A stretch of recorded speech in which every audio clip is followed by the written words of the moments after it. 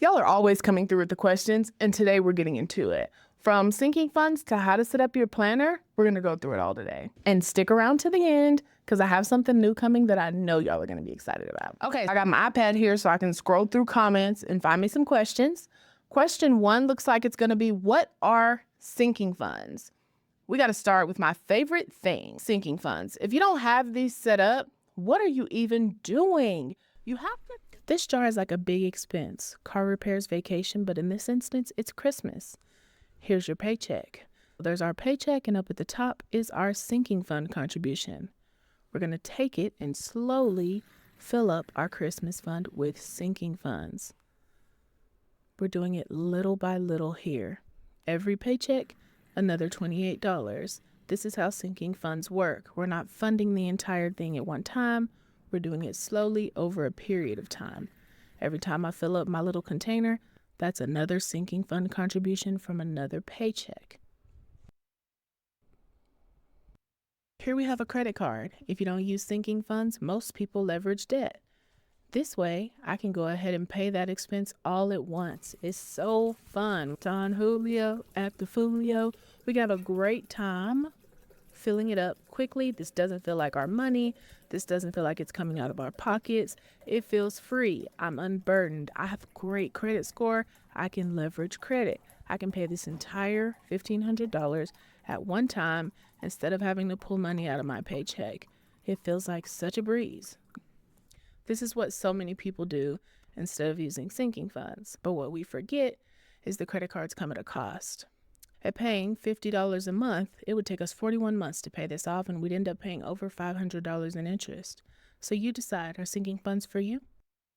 That's honestly how I saved almost $100,000 for my home down payment. Sinking funds are typically what most cash stuffers using to save for the future. Say, for instance, let me find one that's easy. Travel can be a sinking fund. It's not even that I have to have a destination in mind right now, but I know that I do want to go somewhere by the end of the year. With every paycheck, I'm contributing a little bit of money to my travel fund. When it comes time to travel, the funds are already here. Let's find question 2 here. Question 2 says, I just got my second planner for April. The only thing I get stuck on is going from my monthly budget page to weekly spending plan.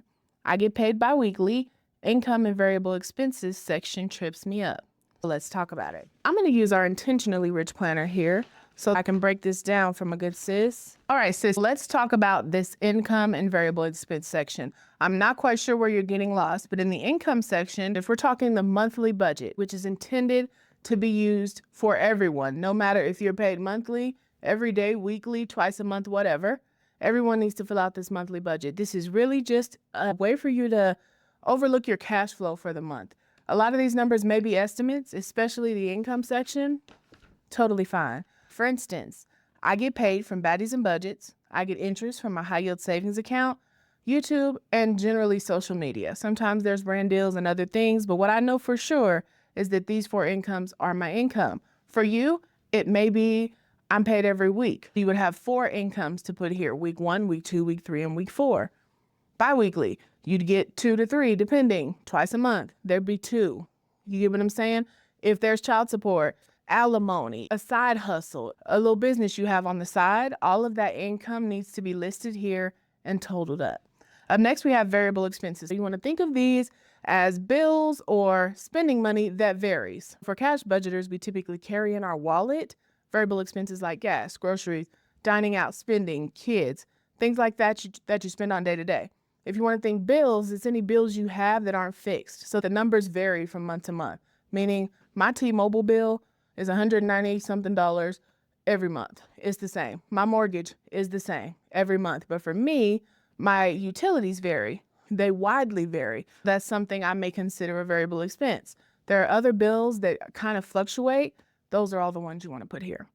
You said you struggled going from the monthly budget to the spending plan. Consider, again, everyone needs to do the monthly budget. This is not from your paycheck. This is your whole month. Say somebody had a birthday coming up, or you wanted to go on a trip. You do your monthly budget, look at your cash flow and say, there's extra money here that I could use, or I can add some extra to this debt this month because my income's looking larger. It's a way to see your entire month. The spending plan is per paycheck. You should be filling this out every time you're getting ready to get paid. Once a month for the monthly. Even if you're paid monthly, you do this one and then a spending plan. I know it's easy to just do one or the other, but especially if you're cash stuffing, do your monthly budget and then do your spending plan. Let's get into another question. Patty Mayo says, for someone just starting off, what is my recommendation for how to get started? Great question, Patty. The first thing is you have to know your numbers, especially for a lot of people who are in debt, never had a budget, don't understand their finances. Most times you don't know your numbers. That means if I said, how much debt do you have?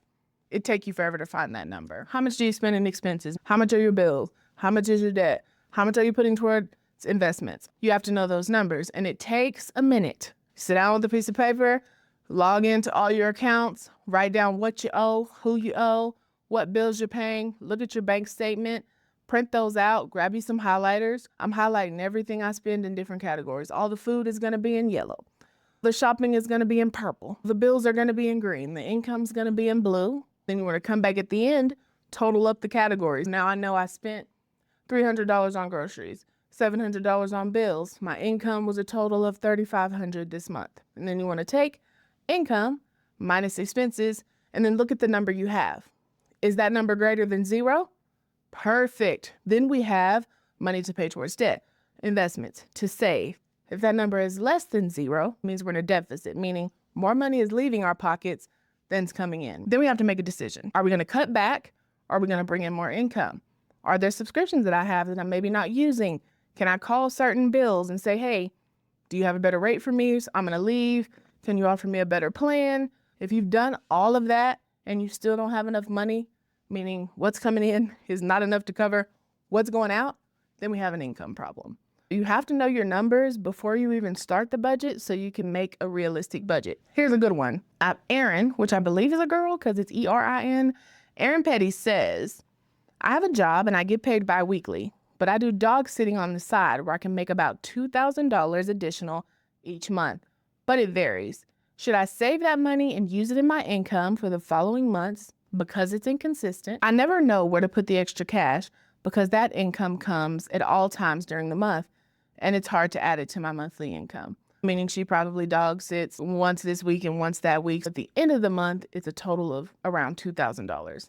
Totally got it. First off, let me know if your services are still available because Thank You Very Much needs a babysitter. Okay. For one, we love a side hustle here at Baddies and Budgets, okay? Extra coins are always a win, but it can be tricky to budget. The first option is to separate your main income and your side hustle income. That way you can always assure that your paycheck is what covers your essentials. And then you want to go ahead and give that side hustle money a job. You can use it for savings, sinking funds, or extra debt. Or you could roll over that money to the following month every month. Meaning you receive $1,000 in January from dog sitting. You don't include it in January's budget. You roll that money over to February.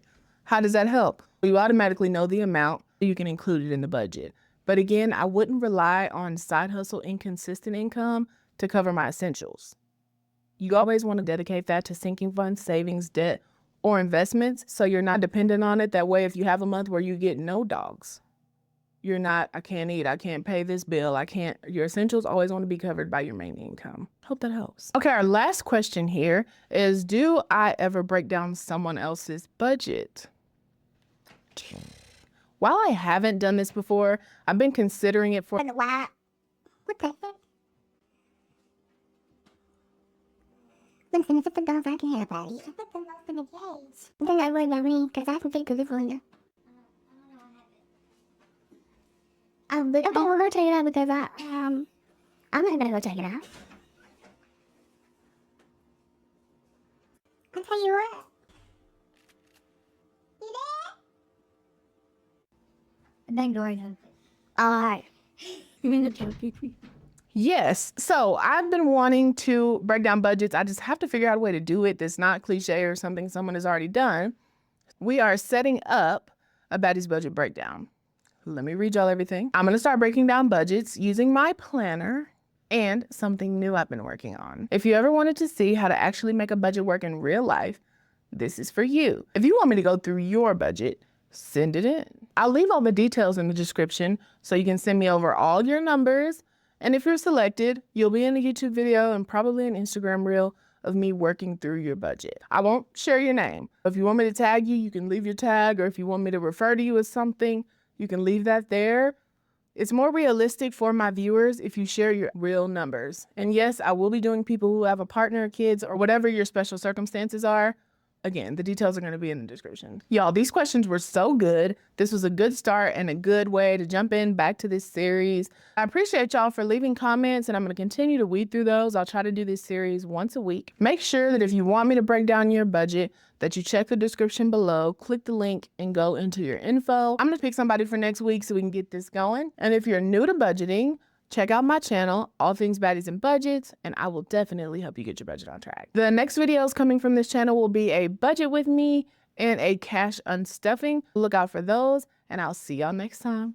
Bye.